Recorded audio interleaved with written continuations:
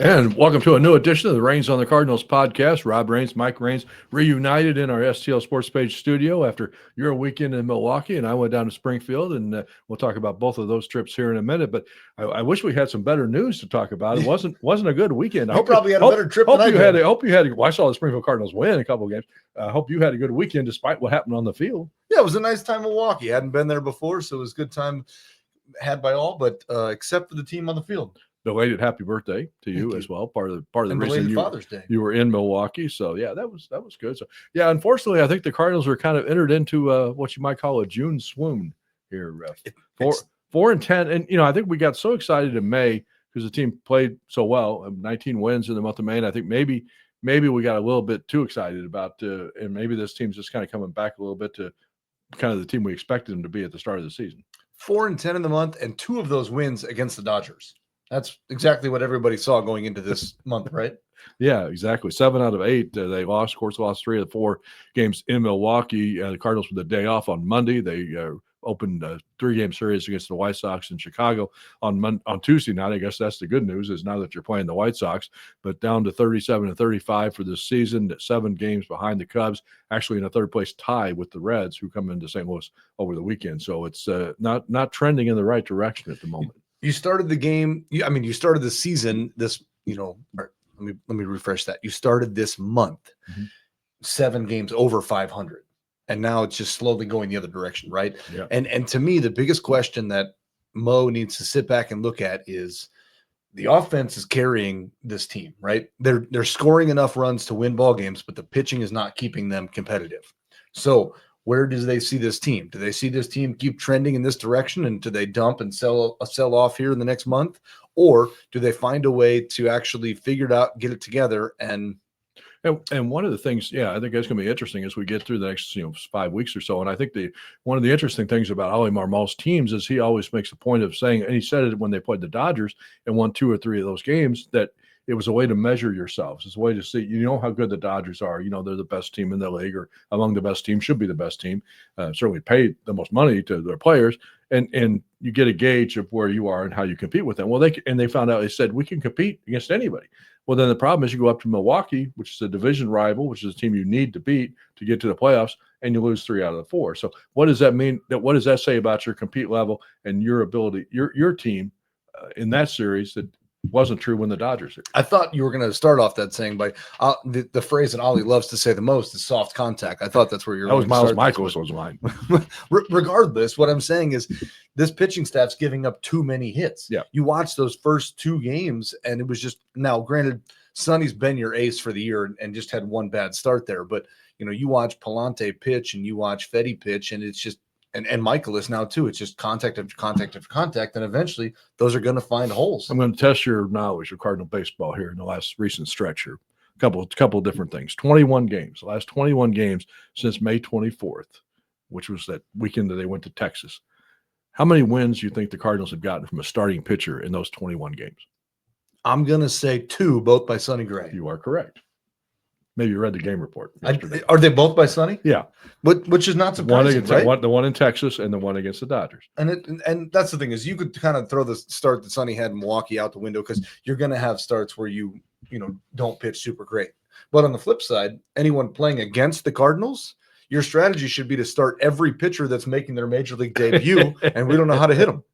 Yeah, they have seemed to struggle in those games, although that guy was really good. That guy was really good. And I'm glad he got hurt, but 14 pitches over 100 miles an hour or something like that in the game when the Brewers had 8 in the total in their 5 years or something. Yeah, so that was well. So here's you got that one. Hey, ding, ding, ding. You got that answer right. Now you got another question coming up. Over the same stretch, 21 games, how many times do you think the Cardinals pitchers have allowed 9 or more hits in a game? Oh, I was just looking at some of these stats to figure that out. I'm going to say, how many games? 21? Out of 21. It's got to be at least half. So I'm going to say 14. 18. 18. That's not good. 18 out of 21. Now, let's back that up. 2 of those starts by Sonny did not. Yeah. So there was a 4-hit game and a 2-hit game. So one other game throughout that entire stretch that they did not give up 9. Yeah, I think it might have been the first game in Milwaukee, right? I think it might have been the first game in Milwaukee. I think. Yeah, I wasn't sure. I was going to say, I know the McGreevy game wasn't great on his start, but the way he really battled to come back and only give up 4 wasn't. Yeah. So I think you hit the nail on the head when you said I think the biggest problem with this team right now is the starting pitching and what they're going to do about it. And it just doesn't seem like they're other than maybe giving McGreevy another spot start here when they in the Cubs series next week when they have this stretch. They're beginning a stretch on Tuesday night where they play 16 games in 16 days. So they don't have another off day until July 3rd. So they're going to need another starter in that stretch of time. And it seems like it'll be McGreevy, but it does seem like they have any commitment to giving him more than that one start. The question that I don't understand is right now, in my opinion, I've seen enough out of Eric Fetty, Andre Palante, and Miles Michaelis. I don't need to see them pitch again.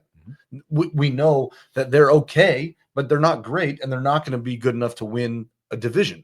Right. So the question to me is, does this team care to compete in the division, or do they just try to hit the reset button and focus for next year? And if we're hitting the reset button, then Quinn Matthews, Tekoa Roby, Gordon Graceffo, Michael McGreevy should all be up in this rotation. Yeah.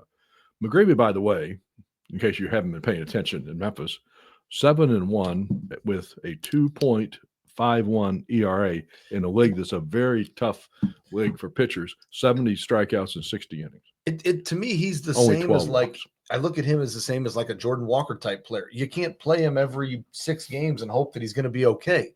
You got to let him work through the ups and downs of a major league roster, because the biggest difference in jumping from AAA to MLB is when they say the pitchers pitch backwards, right? So your out pitch is not a fastball. It's now a backup slider or a backup cutter. And so it takes a little bit more for him to learn that. And so I think the only way to let him do that is to pitch. Yeah, I do think there's a point when, and we've talked about it with Victor Scott, we've talked about it with Jordan Walker, we talked about it with Nolan Gorman. I just think there's a point when being in AAA doesn't do you any good. If you're going to be a big league player, you have to learn to make the adjustments, have to learn to be successful at the major league level. I think, people say, oh, he needs to go back to Memphis and reset. No, he doesn't. That wouldn't help him any. Now, if you got an injury that you need to work through a couple, get some live at bats, okay, that's one thing.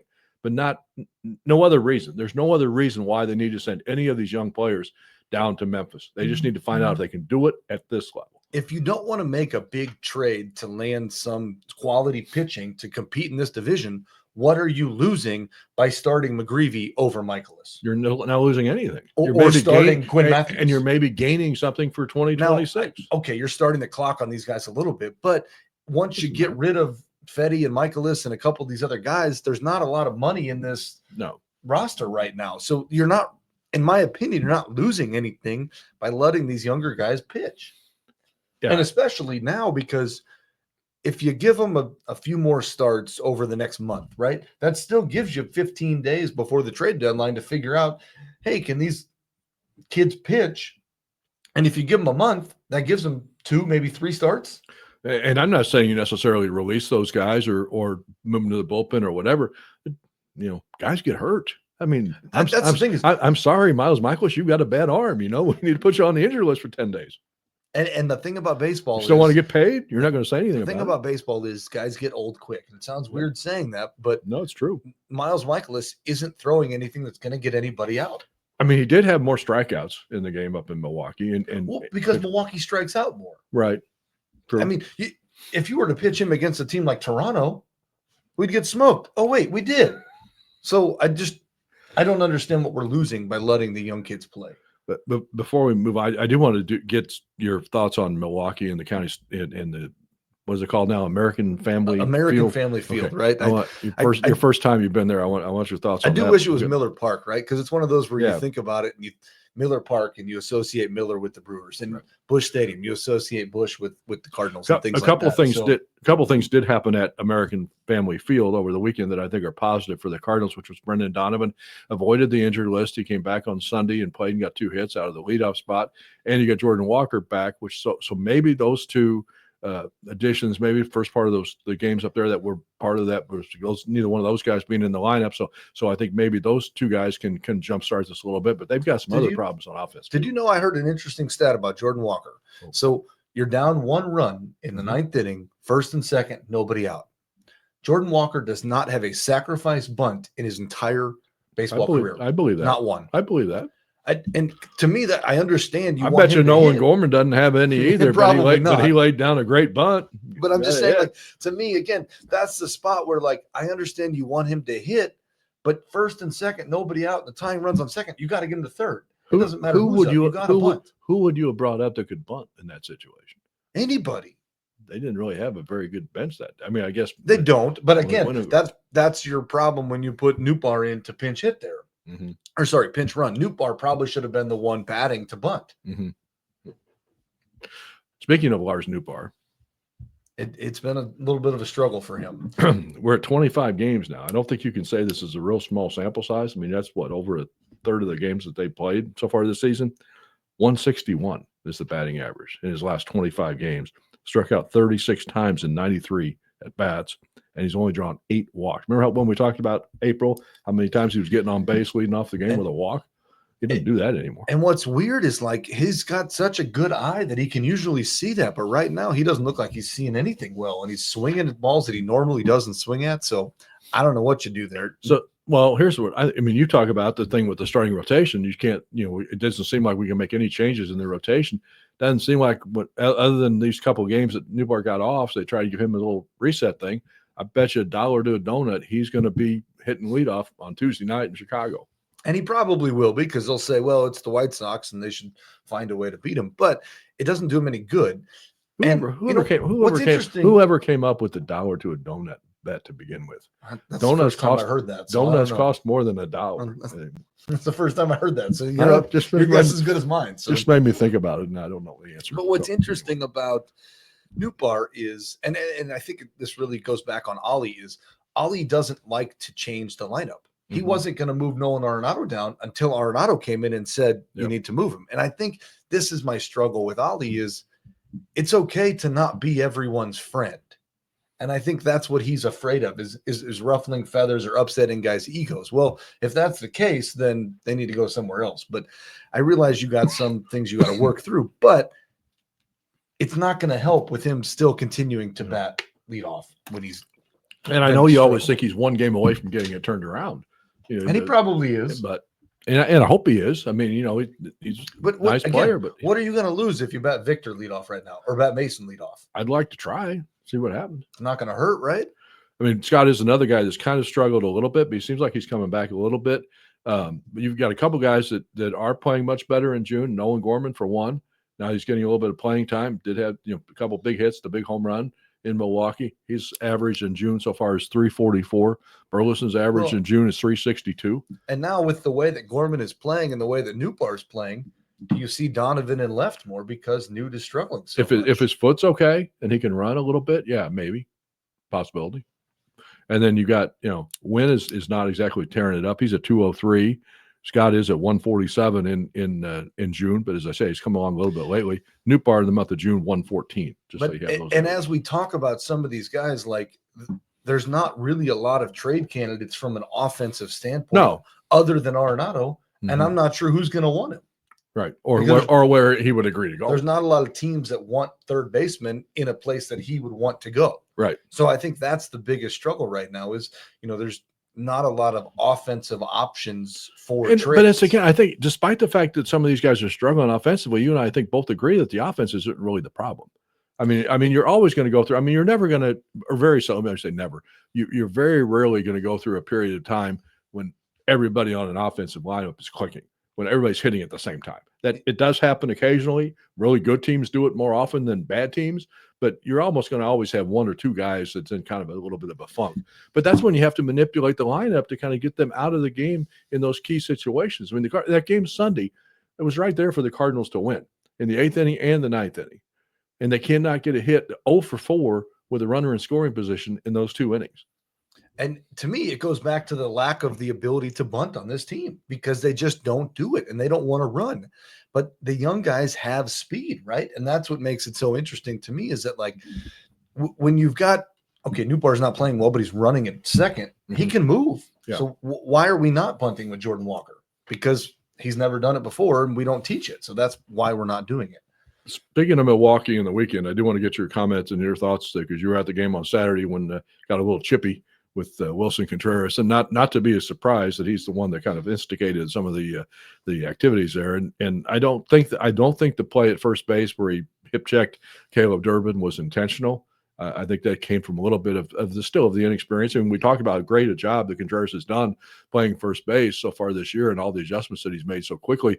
But I think that's one thing he still hasn't quite learned is the footwork and the positioning around the base. And you can tell that's what he's struggling with a little bit, right? And so I don't think the play was intentional either. And I think that's what he was saying to them. But on the other side, I'm excited to see some fire in these guys because you haven't seen that in a while. So it's good to see him getting loud and animated a little bit. I'm kind of surprised that Ollie didn't do something to get tossed out of that game based on some of the calls behind the plate and other things too. So, sometimes the manager getting tossed can change up the spark. And at that point, you'd lost 6 games in a row. So you need to do something. And I think that's probably where some of the frustration out of Wilson came for him to start mouthing off too. Well, I thought maybe there might even be a little, their bench. I mean, they did throw at him, they hit him, but he took it very got the ball and, okay, we're done with this. So you kind of could have seen it escalate a little bit there, but it didn't, and do a little more of a brawl. You just see Pat Murphy, the manager of the Brewers, and Ollie kind of chirping each other a little bit in the dugout. So dugouts are closer together in Milwaukee than some of the other stadiums. There's not a lot of foul ground there. Probably could hear each other pretty well. They probably could, right? Yes. And all you had to do is read lips, and you could also know what they were saying. True. So, what do you think of the stadium? What do you think of the ball? I did like the stadium, though. It's nice. I'm not a huge fan of indoor stadiums. I think baseball's an outdoor sport, but it's one of the better indoor stadiums that I've been to in a long time. And a very easy drive from St. Louis. What, about 6 hours or so up there? Very easy drive. Yeah, not bad. And I know you had a bunch of friends up there celebrating your birthday, but if anybody in going up to Milwaukee for a weekend, make sure you know that there is a Drury Hotel in Milwaukee, not too far away from the ballpark, and all the other attractions in Milwaukee. It was like almost all we are where the Cardinals play, Cincinnati, Pittsburgh. You got a Drury Hotel at almost all of them, Kansas City. So great sponsors here on STLSportsPage.com. And still, if you're making travel plans for the summer, encourage you to check out see if they've got a Drury Hotel at your location, because I know you won't be disappointed. We were at the Drury Hotel in Springfield down there and watched the Springfield Cardinals play for a few games over the weekend. Got a bigger profile story going to be posted in the website on Tuesday about Leonardo Bernal, the Cardinals' young 21-year-old catcher, who, by the way, leads the organization in home runs with 11, is third in RBIs with 40, doing it as a switch hitting catcher at the age of 21 in Double-A. It's pretty impressive.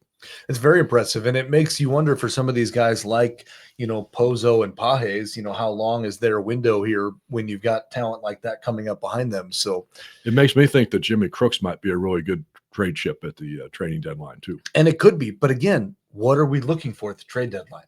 Are we trying to get younger, or are we trying to actually find a decent, rotation here? Should mention while we were in Springfield, in addition to the Bernal story, we were talking about, we've got a new book coming out. It's actually a book that Sally and I've written before called All Roads Lead to St. Louis, a guide to the Cardinals and their minor league teams. We brought it out, unfortunately, shortly before the pandemic in 2020. So it didn't get a lot of play, but we decided to go back and revisit it, as we like to make all of our frequent trips to the minor leagues. Actually going to go to Memphis here later this week. And then here in a couple of weeks, we'll be heading down to Palm Beach to do some stories as well. And of course, once that book originally came out, you still had farm teams in Johnson City, Tennessee, and State College, Pennsylvania. So unfortunately, they're now on the cutting room floor, and got some other, put in some of the feature stories that we've done over the years for STL Sports Page on some of the prospects and stuff. So I think everybody will be encouraged. It's almost done. We got a proof of the cover today, so we'd hope to have it out before Father's Day. Didn't quite make that, but it should be available soon, and we'll make sure we get everybody's the information about it in the newsletter and also on the website when it is available. The great thing about the minor leagues is you get a chance to watch some of these young guys that we talk about and some of the talent coming up and close, and it's cheaper, it's easier, they're easy drives to get to. I do feel sorry for anyone that never made it to Johnson City, Tennessee, because that was a but it changed. I feel sorry for anybody that didn't make it to Johnson City, Tennessee in the 1980s, because it was a lot different ballpark than when you went there a few years later. When I went there was a folding table, and that guy was taking tickets, selling tickets, and security when you went through. And I think he might have been broadcasting the game later on too. And then the press box wasn't big enough for the visiting radio guy, so he had to sit on the last seat in the stands. The best thing about Johnson City, though, back in the 1980s when the Cardinals played there, was right field, where normally, of course, you have fences, or even if it's a chain link fence or whatever. No, the right field at that ballpark in the 80s. It's a hill. It was a little incline, and at the top of the hill was a row of hedges. That was it.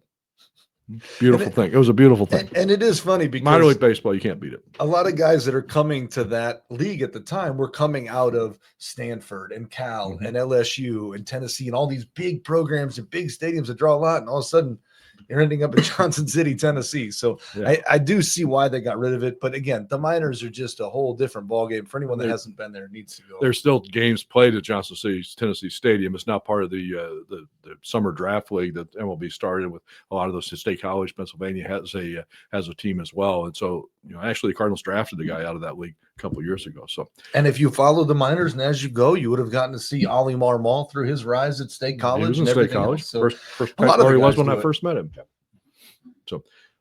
So, what's your take on this week coming up? The Cardinals in Chicago, 3 games against the White Sox. Come home, play the Reds for 4. Very important series now against the Reds. Or no, 3. Yeah, 3 games over the weekend against the Reds. Then a 4-game series against the Cubs. We finally do get to meet the you're playing the White Sox before you play the Cubs. It's a huge stretch because, like we said, you just all of a sudden flip-flopped in the standings. You're down to 3rd in the division now and let the Brewers slide ahead of you. So, but you can't look past and think, oh, we're going to get 3 easy wins in Chicago because we've been really slipping a little bit. So I think if you can pick up 3 wins, it gets you some momentum to a big series starting with the Reds and then the Cubs. Matthew Liberatore will get the start on Tuesday night, and he's been okay, but he has, he was better in his last start, but still he's hit a little rough patch here too. And it brings the question because this is the first time that they've really used him as a starter. So you're expecting him to throw a lot more innings this year. So that's, again, where the other idea of like, hey, if McGreevy's here, you could let Libby maybe skip a start or use a 6-man rotation. There's so many more options out there for some of these young guys, but we just don't seem to want to do that yet. No, but we'll see how this week unfolds. And, I think one of the interesting things about the week, and I don't think anything will come of it, but it's just kind of an odd positioning, is that the Brewers are also in Chicago at the same time the Cardinals are in Chicago. They're playing the Cubs. The Cardinals are playing the White Sox. They're staying at the same hotel. Oh, that'll be fun. Maybe Wilson will run into Wilson and Reese Hoskins get together in an elevator. hit the stop button on the elevator so they can settle their dispute. Yeah, there. that should be fun, right? Yeah.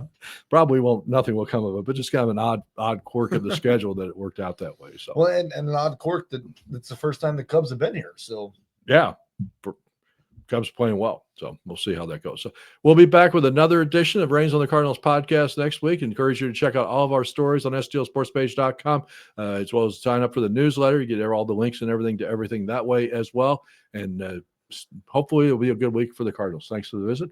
We'll talk to you again soon. Thanks for tuning in to this edition of Reigns on the Cardinals podcast here on stlsportspage.com.